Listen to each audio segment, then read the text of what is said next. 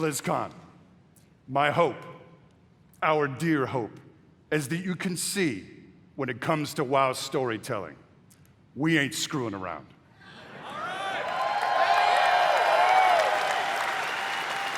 We are playing for all the marbles.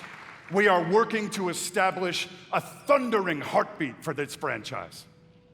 Welcome back, everyone. Right now, my team are working really hard on a stack of deep dive content coming up soon. But first, I think this is the big question that everyone's asking in their head.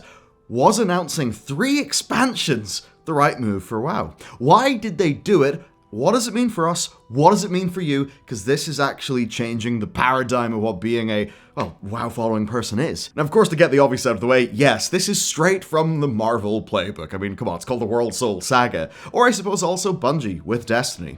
And that really means their first goal here is to solve the big problem of being a fan of WoW. And that's the one we've all felt for the last few expansion launches, that there's an uncertain future, right? That it's a coin flip between the copium or the doom. You know, that every 2 years could make or break World of Warcraft again. Not anymore. Now we actually know what's going on. We know what it's building to.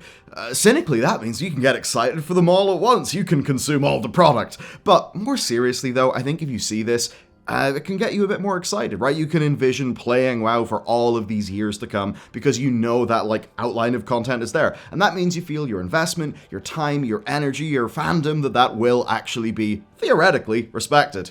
Now, it is a big gamble. If you didn't get excited by the big vision that Metzen showed on stage, in a way, it's over, right? If the World Soul Saga isn't interesting to you, then now you know it's the time to cut the cord and to go, right? And for a lot of people, that may have happened. Like if at any point during the War Within the story doesn't stick, or maybe during Midnight, Blizzard aren't going to be able to surprise you with a big new expansion concept that'll win you back. And that's the thing. Since the sort of decline of Cataclysm, Blizzard have always had to ride on the next expansion concept being so big, so cool that it saves the game. Now they don't have that option anymore. And as Metzen says, they are playing for all the marbles. And that's what kind of matters, because they know this is risky, but they are displaying, I think, a confidence they haven't really shown before.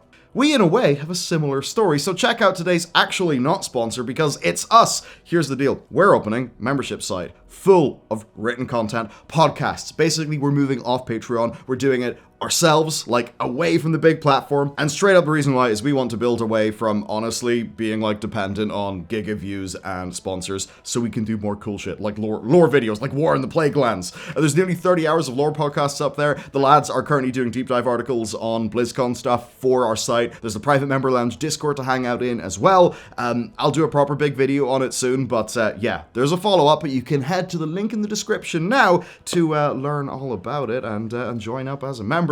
We're very excited. It'll mean more awesome creative shit. So that's all very fun. Link down below. And now let's talk about the impact of Metzen. I want Metzen at every party I'm ever at. He brings this level of energy, delivery, storytelling potential that is honestly, it is really incredible. He was brought back to Blizzard for one purpose, to save World of Warcraft, or at least to be the face of that, right? The energy of that. And that's what happened tonight. From the first "What up, BlizzCon?" and I would properly shout, but I'm in a hotel room, that would be rude. He really brought the energy that we all kinda knew him for way back in the day with the old expansion reveals. And for the past year, they've clearly been cooking on that creative front. Back in Shadowlands, they talked about this being like, you know, the final page in the Warcraft story, the Warcraft 3 book, and nobody bought that shit. With Metzen's delivery and how he introduced the World Soul Saga, there's something new at play though. There's a bit of a vision. This, Metzen is implying, isn't the same World of Warcraft that felt like it's been shifting and changing, unsure of itself, unwilling to kind of stand for something and stick to its guns. With, say, the obvious content that was not there in the middle of Warlords of Draenor, to Battle for Azeroth's breakneck twists and turns, Shadowlands' apparent changes from its early planning and all of that bizarreness, and even with Dragonflight kind of missing the mark in some of its story, despite their best efforts. It's been a long time since WoW's story has actually felt, like, well planned. Never mind, like, you know, planned and executed on.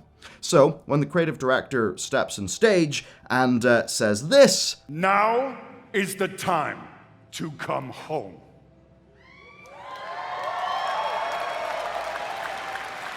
Now is the time to pull on your boots, pick up your broadsword or your favorite glowy staff, and get in this fight.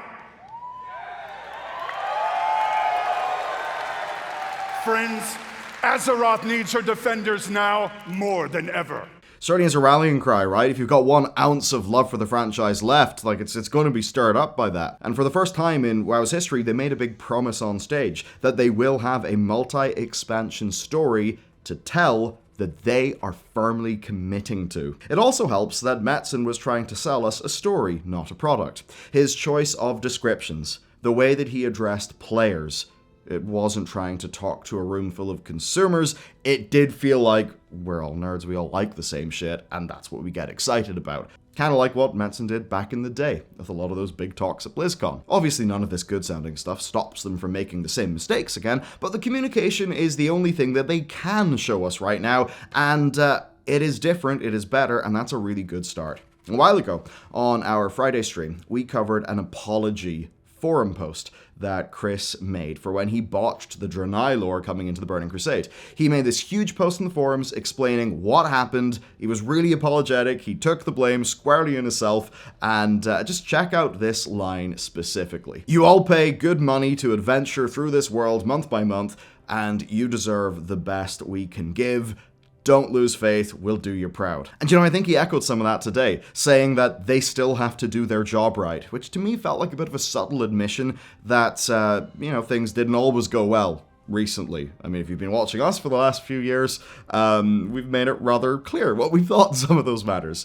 Now, obviously, Metzen has got a lot of work to do to live up to all these promises, right, that him and Blizzard are making on the stage. But enough of the meta stuff, let's just get into the saga. The War Within, part 1 of 3, were introduced to Anduin, or Manduin. Dude's shaken, and their portrayal in the cinematic, like, from a technical perspective, that's one of the best portrayals of a human in CG that I've seen. The way he flinches at Thrall's touch, but is able to sort of pull himself together. The world soul of Azeroth is speaking to them, and not just them. We have Xal'atath, Harbinger of the Void, a crystal of light and void, like the Naru, Illyria, the Void Elf, and, of course, the area underneath Sargeras' sword, and the sword itself too, right? It's basically a collection of the threads left unwound by the last few expansions, seemingly pulled together into one story.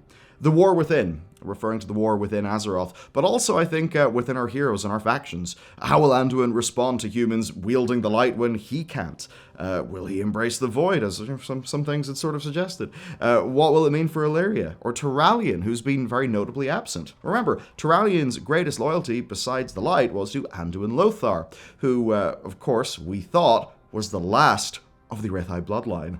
Not so.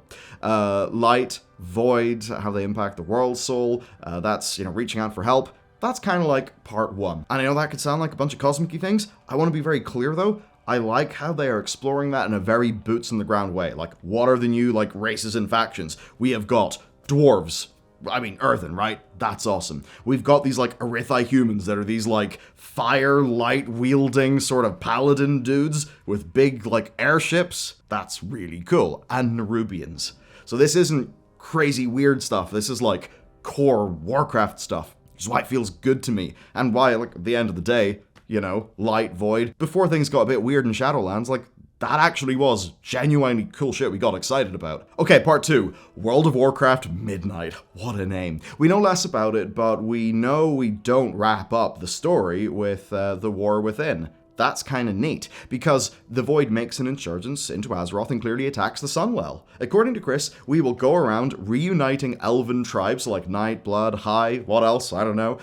This is probably going to be the expansion, perhaps with Ashara's once elven Naga, butting heads of their former kin, as well as one where we'll maybe deal with the Void a bit more proper, and based on how Metzen said it, kind of once and for all. It's also part of their world revamp, starting with Quel'Thalas. That was incredibly exciting. It's one of the most exciting things that we know that they have this planned, that they've even started work on it already, of course, judging by at least one tweet from a dev today. Actually, no, that's just one of the many exciting things. The very exciting thing is we're going to have a whole expansion that is designed to lead into our final one, the last Titan. The final part of this World Soul saga, the big thrilling conclusion, the last Titan, where we will learn everything about the Titans, and with a title like The Last Titan, I think we can only imagine what's in store here. Is that Azeroth? Is that Aman'Thul? What, I don't know, kills the rest of them? We all undoubtedly have a lot of questions. The thing that matters is, we actually know those answers will be coming. It's not just pointless speculation of things that could happen. We actually know and have confidence that they're moving in a direction. Suffice to say, we'll be doing a very deep look into all of this once that lore gets its breathing room. So that essentially is our journey. I don't think it'll be 6 years. I think it'll be 4. I think it'll be like an expansion every 18 months. But okay, how's this going to work? Well, this is the furthest ever we've been able to see into the future for WoW. That feels kind of crazy. We're going to have a difficult time doing lore speculation within a story already laid out, but that's new, it's different, it feels confident, and to me that's quite exciting as a creator at least. All we can do is hope that they use the last patches of Dragonflight to lead us into this World Soul saga that feels like a saga and not just a collection of stuff they've pulled together on a whim. And I suppose to me, this is what WoW looks like with a creative director at the wheel. The question is, are you in? So far for me, it does feel like yes. That cinematic was really good, kind of hit me in the feels. Looking at the new zones and stuff for A War Within, I mean, come on. I was massively came into my own during Wrath of the Lich King. So you're telling me we basically go to like An-Kahet properly? Or like whatever the new one's called? That is really cool. So all this stuff, looking really good. New game features, looking really good. Knowing that like whenever I'm doing lore speculation videos, there is a framework, so I feel like I can actually add value and not just be throwing random things out into space. And I suppose just that broader confidence that they are showing, that is really good. It's something that Matt actually said in our guild Discord. It's how I want to end the videos. There's this little quote from Matt, that it's basically like they've salvaged all of the plot threads from the last few expansions that kind of like can work and do have like good shit in them. A good example, Anduin. Anduin's trauma is part of a storyline that I didn't think was particularly well done, right? But overall, it is a compelling place for that character to be. So to me, it seems like they are taking all the bits that they can sort of salvage and they're moving on again. And it feels to me like this is the sequel to Legion. And it's like a bunch of things have happened from Legion till now. But this feels like the true sequel to Legion. At the end of the day, Sargeras stuck that sword in, and we were all like, okay, that's going to be crazy. Where's the story going to go? And with Azerite, we got a little bit of that with Azerite, but then it just stopped. It feels like now it's actually picking up where perhaps it always should have. But with a far larger team, and I think quite clearly a lot of lessons being learned when we look at how like account-wide stuff is, when you look at the delves, right, actually having a proper pillar of content for, you know, world content players, like a lot of those changes. Yeah, it feels like this is perhaps a WoW team that's actually able to pull this off. It's pretty exciting to me. Okay. Let me know what you think. I will, if you're at BlizzCon, hello, I'll probably see you at the Hilton lobby, like tonight or tomorrow, right? It's going to be crazy. Of course, you can check out our new site and all of that at that link down below. If you're a patron, don't worry, we can like roll you over onto it. We're going to be moving off Patreon, but like, you know, we're not cutting it off or anything. We're just like moving over, you know, eventually to where our new home will be. But yeah, the boys have put a bunch of content on that. It's all looking real awesome. So yeah, go show it some love. And thank you for watching. I will see you in the next one.